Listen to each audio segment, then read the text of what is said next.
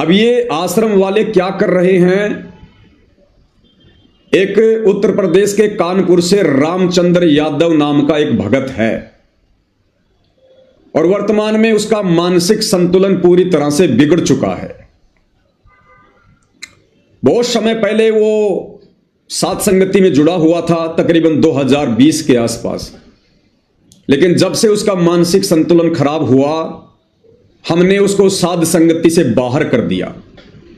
उसके बाद वो डामाडोल हो गया और वर्तमान में उसकी हालत ऐसी हो चुकी है, वो लोगों को मां बहन की गालियां निकालता है, लोगों को मां बहन की गालियां निकालता रहता है सोशल मीडिया पर। उस रामचंद्र का मुझ पवन दास से या साध संगति से जुड़े हुए किसी भी भगत भाई बहन से सन 2020 के बाद से किसी प्रकार का कोई संबंध नहीं है, कोई रिश्ता नहीं है, कोई बातचीत नहीं है। 2020 के बाद से हमारी उससे कभी बात भी नहीं हुई होगी। अब ये सतलोक आश्रम वाले अपने घटिया मंसूबों के तहत मुझ पवन दास को उस गालीबाज व्यक्ति रामचंद्र के साथ में जोड़कर बदनाम करवाने की कोशिश कर रहे हैं, कुचेष्टा कर रहे हैं। उसने हरियाणा के एक एमएलए जिनका नाम है कुलदीप वत्स, एमएलए हैं, कांग्रेस से हैं, उसका मोबाइल नंबर निकालकर उस रामचंद्र ने, और जैसा कि उन्होंने वीडियो बनाया है एमएलए ने, तो रामचंद्र ने उन्हें मां बहन की गालियां निकाली होंगी। तो आज 15 जनवरी 2026 को एमएलए कुलदीप वत्स अपने कुछ साथियों के साथ में लाइव आया, साथ में सतलोक आश्रम मैनेजमेंट हरियाणा वाले भी वहां पर बैठे हुए हैं। और कुलदीप वत्स ने कहा कि मैं इन लोगों के खिलाफ एफआईआर करूंगा, ये लोग मुझे गालियां निकाल रहे हैं।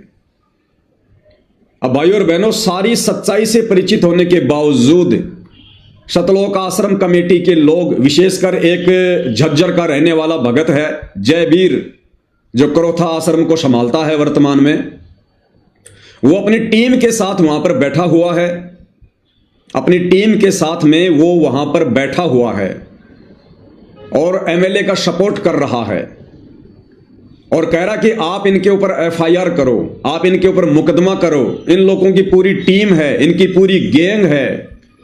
ये लोग संत रामपाल जी के ऊपर तो कुछ नहीं बोलते, संत रामपाल जी को तो ये लोग कोई गालियां नहीं देते, लेकिन संत रामपाल जी का जो परिवार है, सतलोक आश्रम कमेटी है, उसको भला बुरा कहते हैं। और उस एमएलए को, उस कुलदीप को जो है उकसाया जा रहा है उसके कर्म फुड़वाने के लिए। तो भाइयों और बहनों, मैं स्पष्ट कर दूं कि मेरा यानी मुझ पवन दास का उस रामचंद्र से 2020 से किसी प्रकार का कोई संपर्क नहीं है, कोई लेन देन नहीं है। लेकिन ये सतलोक आश्रम मैनेजमेंट हरियाणा अपने घटिया मंसूबों के तहत इस प्रकार का षड्यंत्र वर्तमान में रच रहा है ताकि इस पवन दास को चुप करवाया जा सके। क्योंकि भाइयों और बहनों, हरियाणा में तेजी से संगत जाग रही है, तेजी से।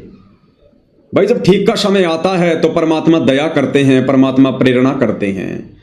कब तक संत रामपाल जी का भगत झूठ की नाव में सवारी करेगा? कब तक आप संत रामपाल जी के भक्तों को संत रामपाल जी के झूठे आदेशों की आड़ में गुमराह करोगे सतलोक आश्रम वालों? कब तक आप बेचारे भगत समाज की मर्यादा तुड़वाकर काल के मुंह में बैठाओगे?